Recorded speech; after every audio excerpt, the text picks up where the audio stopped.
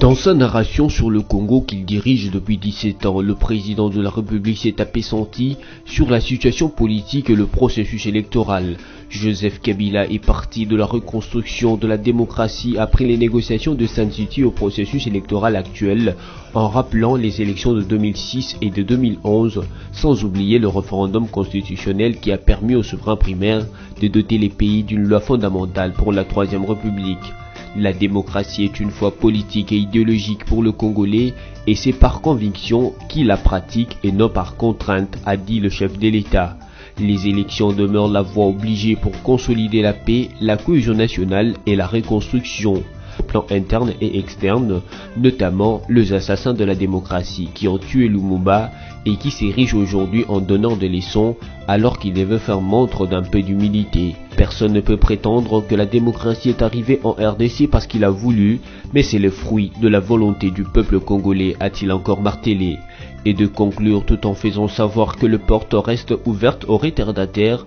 Aujourd'hui comme hier, la RDC prendra en charge ses élections. Chercher à faire dérailler les trains des élections avec de propositions farfelues est inadmissible. Kabila raconte le Congo. Maintenant, la situation politique et le processus électoral en cours. Tout d'abord, un bref aperçu historique du processus électoral dans ce pays, du moins depuis 2003. Après la réunification du pays, on s'était, nous tous, classe politique, la société civile et la population s'étaient mis d'accord sur le fait que, après la réunification, il fallait organiser les élections.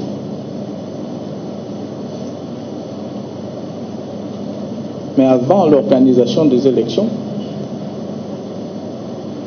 il fallait adopter une constitution. Et cette constitution devait être adoptée par référendum.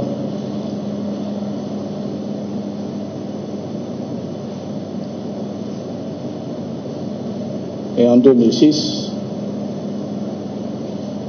après l'adoption par le Parlement de transition, la Constitution a été effectivement adoptée par référendum. Mais peut-être que ce que vous avez déjà oublié, c'est que je suis peut-être le seul à avoir battu campagne pour l'adoption de cette Constitution. Le seul à travers le pays. Les autres avaient carrément rejeté la Constitution. Ils étaient restés sur place ici à Kinshasa, dans les bistrots, dans les ambassades. Alors que j'étais sur le terrain, en train de battre campagne pour l'adoption de la Constitution. Et quand je vois ceux qui prétendent défendre la Constitution aujourd'hui, je ne fais que m'éclater, n'est-ce pas, de rire. Ils défendent la Constitution aujourd'hui, une Constitution qu'ils avaient rejetée.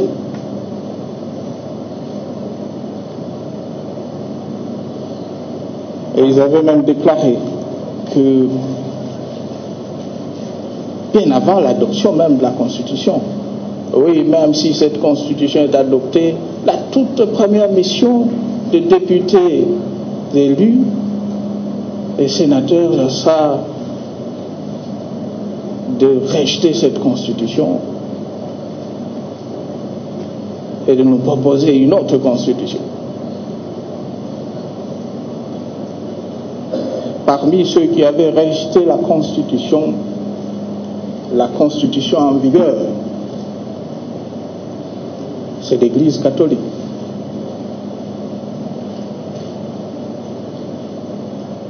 Même si on a une mémoire courte, Mais 2006, ce n'est pas quand même loin. Il y a à peine 12 ans. C'est quand même grave de voir la capacité de l'homme ou des hommes, leur capacité de se dédire. Quant à moi, je suis resté constant depuis l'adoption de cette Constitution. Adoption et promulgation de cette Constitution. Et d'ailleurs, je considère que c'est ma Constitution. Mesdames et messieurs, vous devez le savoir. La démocratie est un choix politique et idéologique pour nous.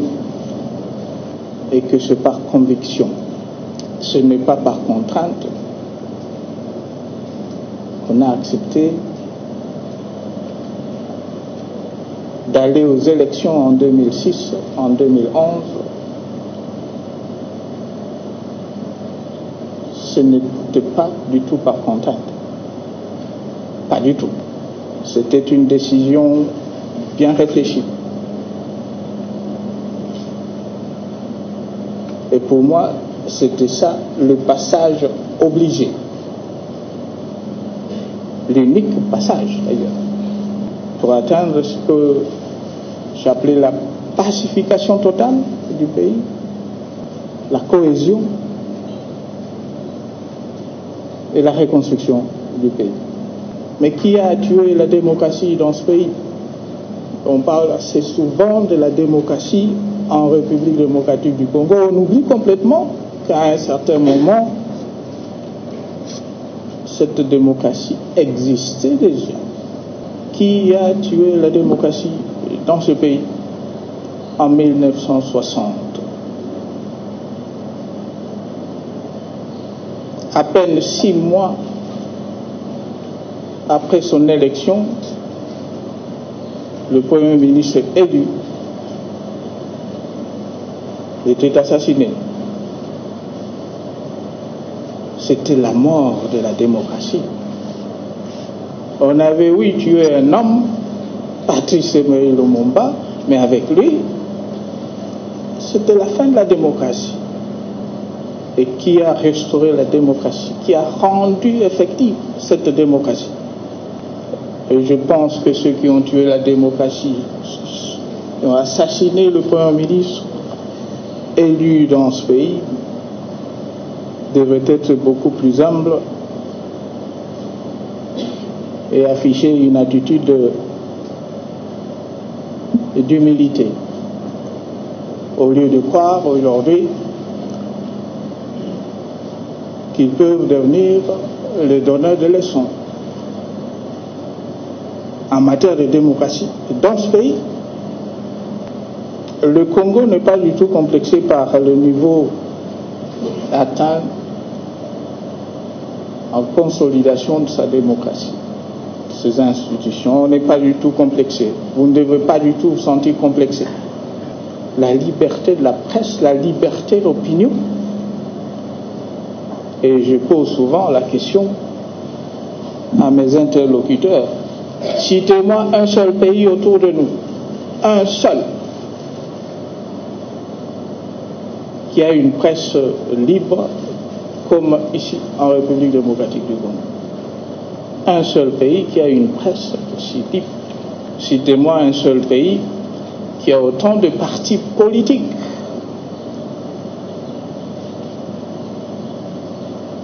Autour de nous, il ne faut pas aller beaucoup plus loin, on n'a que 9 voisins. Citez-moi un seul pays là où un journaliste se réveille un bon matin, après avoir bu toute la nuit, et se pose la question, qui est-ce que je vais embêter aujourd'hui? De qui est-ce que je vais parler aujourd'hui? Qui est-ce que je peux injurier aujourd'hui? Non, l'autre je l'ai injurié avant-hier. Non, M. Kabila aujourd'hui.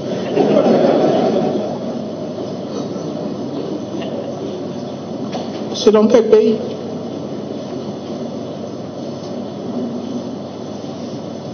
Nulle part. C'est ça la réponse. Mais délibérément, on s'est dit, il faut laisser les gens s'exprimer. Injurier, je ne suis pas du tout d'accord. Calomnier, pas du tout. Mais laisser les gens s'exprimer.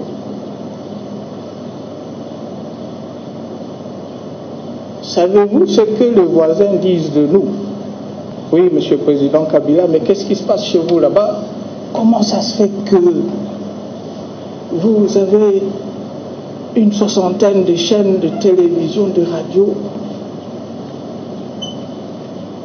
et ils se mettent comme ça?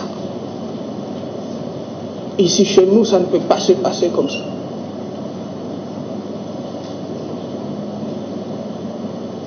Mais Monsieur le Président Kabila, qu'est-ce qui se passe? Comment ça se fait que vous avez des hommes politiques qui déclarent matin, midi, soir ce qu'ils veulent et ils ne sont pas du tout inquiétés? Et ma réponse a toujours été c'est ça le Congo, c'est ce qui fait du Congo un grand pays.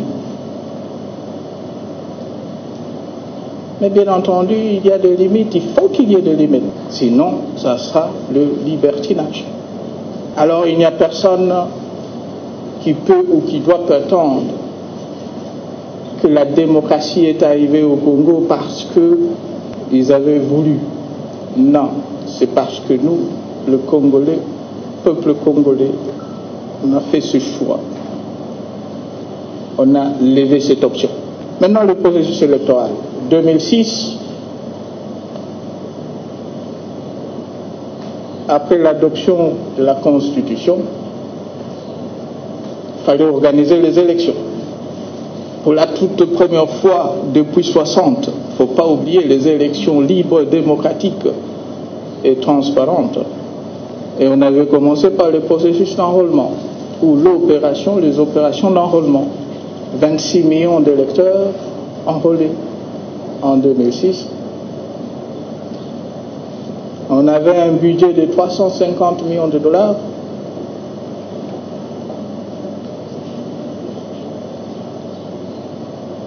Et ce financement, c'était par le partenaire de la RDC, PNUD de Nations Unies et tout le monde. On avait une commission électorale indépendante à l'époque. Ce n'était pas la CENI, c'était la commission électorale indépendante, CEI. À la tête de cette commission, un abbé, Apollinaire Malumalu, paix à son âme. Et pour moi, 2006, ou les élections de 2006, c'était une première expérience réussie. On peut mettre des avis, on peut critiquer ce processus ou les élections de 2006, mais c'était une expérience réussie. Premières élections depuis 1960.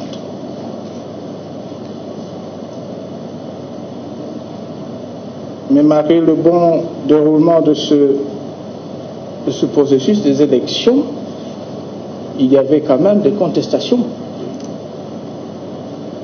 de la publication des résultats. Contestation des résultats. Ici, même à Kinshasa. Et en tête, bien sûr, le candidat qui avait perdu n'avait pas reconnu le résultat des élections, mais aussi une partie de l'Église catholique. Oui, on ne connaît pas ces résultats des élections, etc. Mais qui a organisé les élections? Un abbé catholique. Autrement dit, le président de la CENI, abbé de son État, était désavoué. Et on avait une petite guerre ici dans la ville de Kinshasa, déclenchée par les candidats malheureux aux élections présidentielles en 2007.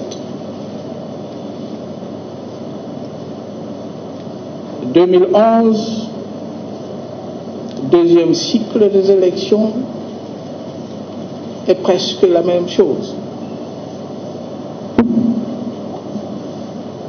ce n'était plus un abbé catholique à la tête de la commission électorale, c'était plutôt un pasteur. Mais ce que vous ne savez pas, c'est que le président de la commission électorale nationale indépendante sont élus, si je peux m'exprimer ainsi, par ce qu'on appelle les confessions religieuses. Il y en a 7, je crois. Et les 7, ils avaient présenté leur candidat. En 2006, c'était l'abbé Malou Malou, un pasteur, le pasteur Bolunda en 2011. Et maintenant, il y avait aussi des élections et on a un nouveau président de la CENI élu par les confessions religieuses, parce que faisons partie de ce qu'on appelle la société civile. En 2011, on avait levé l'option de financer les élections nous-mêmes, après avoir constaté beaucoup de tergiversations de la part de nos partenaires, et il était nécessaire, il était important, vu que les élections c'est une question de souveraineté dans un pays, on avait levé l'option de financer les élections nous-mêmes. Le budget des élections de 2011, c'était entre 450 et 500 millions de dollars. 32 millions d'électeurs, et le mois de novembre, on avait effectivement organisé les élections. Novembre 2011.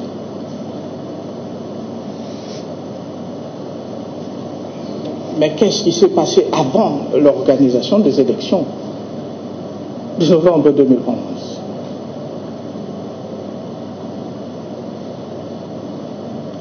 Trois semaines avant l'organisation des élections,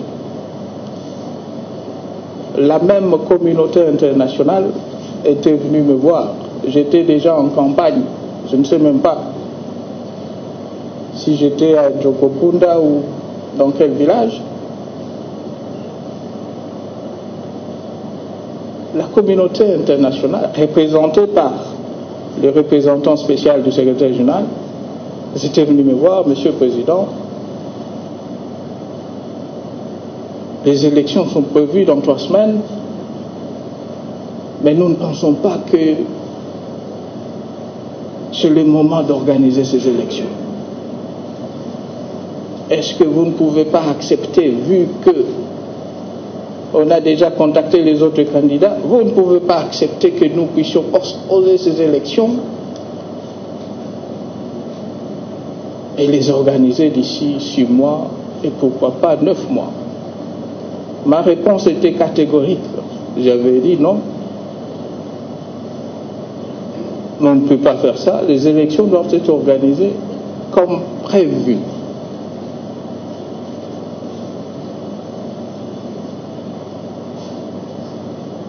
Et c'était la fin de la réunion. Mais 2 jours après, la MONUSCO, qui avait pourtant accepté d'appuyer la commission électorale, appui logistique à la commission électorale, 2 jours après avait retiré cet appui logistique.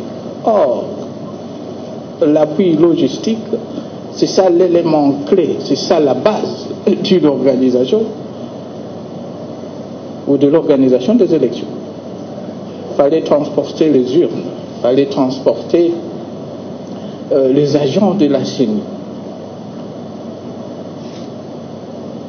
Mais on avait déjà levé l'option d'organiser ces élections nous-mêmes. Et on avait pris des mesures. On avait loué et les hélicoptères et les avions. Et c'est comme ça que les élections de 2011 ont été organisées.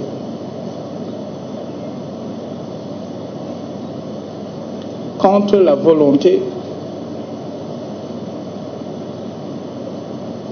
de la communauté internationale, entre guillemets. Mais comme en 2006, La même chose en 2011. Les candidats malheureux n'étaient pas d'accord, n'ont pas accepté les résultats des élections. Et comme en 2011, une partie de l'Église catholique avait aussi rejeté le résultat des élections. Mais nulle part dans la Bible, je n'ai même pas une Bible à côté de moi ici, Jésus-Christ n'a jamais présidé une commission électorale. Rendons à César ce qui est à César et à Dieu ce qui est à Dieu. Quand on essaie de mélanger les deux, eh ben, c'est dangereux. Le résultat est toujours pas clair, négatif. Néanmoins, le reste, c'est maintenant l'histoire. Il y a les candidats qui avaient décidé, ceux qui avaient accepté le résultat, ceux qui n'avaient pas accepté le résultat s'étaient autoproclamés, avaient même prêté serment. Et maintenant, le troisième cycle électoral en cours, que faire? Mon souci, depuis les dernières élections, depuis 2012, a toujours été la cohésion, la transparence dans ce processus électoral, le financement du processus par nous-mêmes, et c'est ce qu'on est en train de faire. Mais bien avant d'aborder le processus électoral, la question de savoir pourquoi est-ce que on n'a pas organisé les élections à temps, comme prévu. Il y a ceux qui pensent que c'est de la mauvaise foi, manque de volonté politique, manque de vision. La vérité, c'est que les élections n'ont pas été organisées à temps. C'est parce que en 2012, immédiatement après les élections de 2011, les résultats annoncés, le pays était confronté à une situation inédite. Il faut tout arrêter pour faire face à cette situation à l'est ou au nord Kivu. Effectivement, on avait tout arrêté. Et on avait orienté le moyen pour défendre la République, défendre la souveraineté de notre pays et l'intégrité du territoire national menacé. Et pendant 18 mois, on avait orienté le moyen dédié à la CENI, présidence, même le Parlement. On avait effectivement orienté le moyen vers cet objectif. Reconquérir et la ville de Goma et une partie du territoire national au Kivu. Et une année après, c'était chose faite.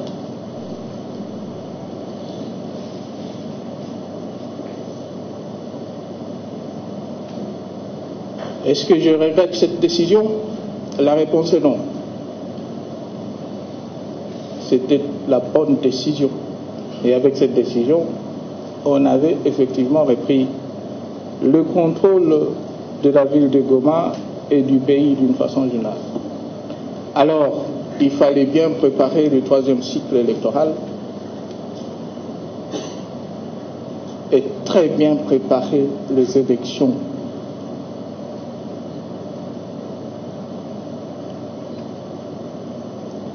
Moi, je félicite la Commission électorale nationale indépendante qui travaille dans des conditions difficiles, extrêmement difficiles, surtout à l'intérieur du pays. Et cette commission qui a aussi, comme vous le savez, qui a aussi perdu les agents dans les grabuges et les attaques terroristes au Kasaï.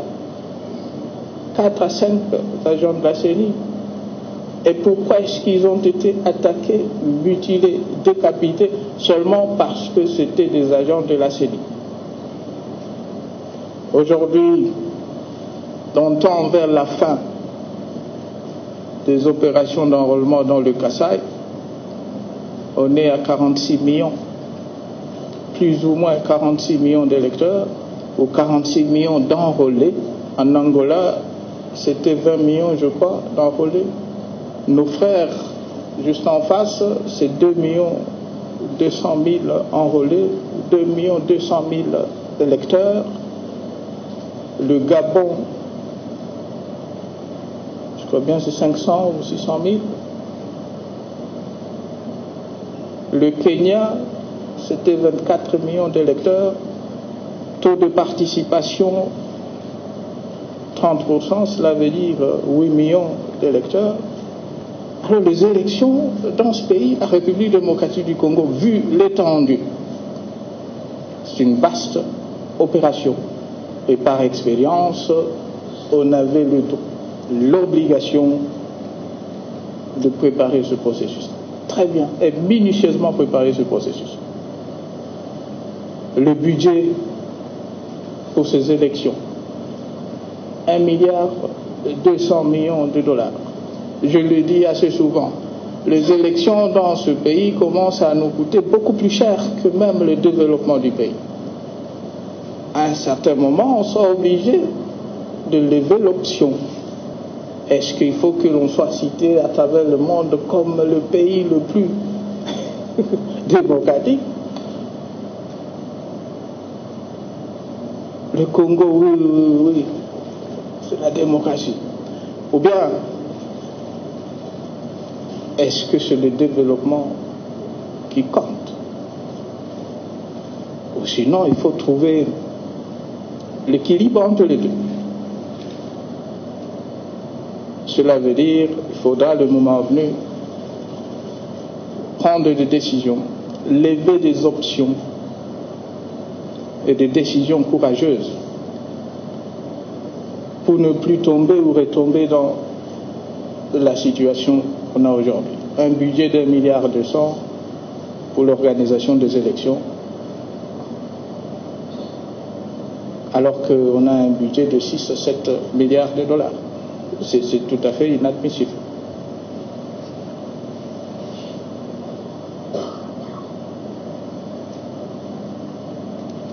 Le financement de ce processus,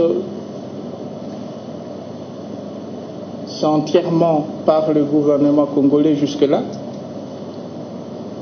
Le gouvernement, l'État congolais.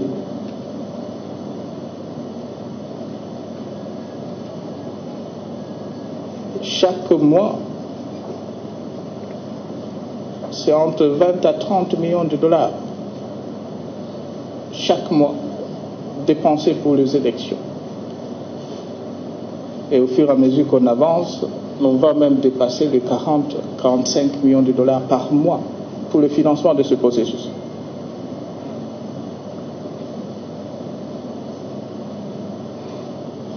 La loi électorale a déjà été votée, adoptée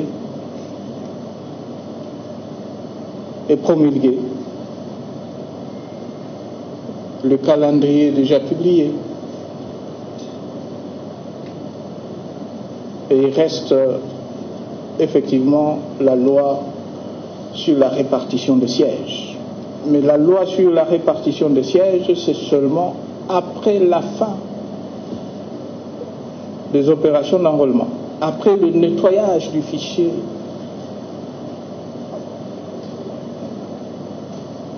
Et la fin du processus des opérations d'enrôlement, c'est fin janvier ici, début février. Alors, on est sur la bonne voie, on est sur le rail,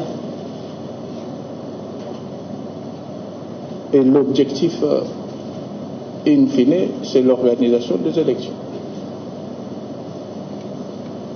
Mais comme en 2006 et en 2011, il y a eu une résistance farouche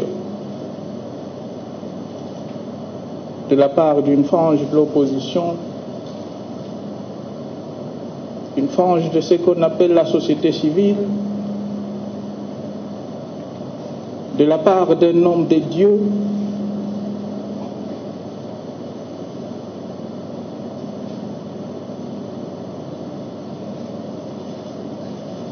Mais que faire? Que faire? Il faut aller aux élections comme prévu.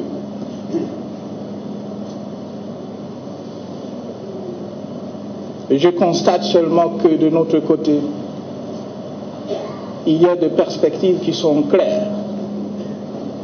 Il y a une feuille de route. Il y a des options claires, déjà levées.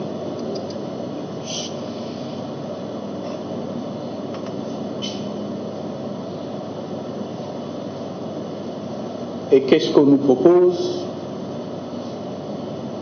Néant, zéro. Un saut dans le vide, dans l'inconnu.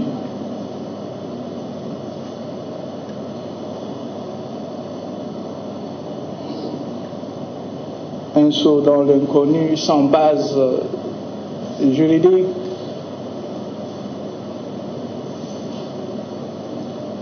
Comment est-ce qu'on va structurer tout ça? Dans combien de temps? Et qui va financer tout ça? Point d'interrogation. Mais est-ce que l'on peut améliorer ce processus? Peut-être, certainement. Est-ce que la porte est fermée? Je ne pense pas. S'il y a ceux qui pensent, qui sont intelligents, très très intelligents, sont des génies, des savants, et qu'ils ont des idées pour qu'il y ait une amélioration de ce processus. La porte, elle est ouverte.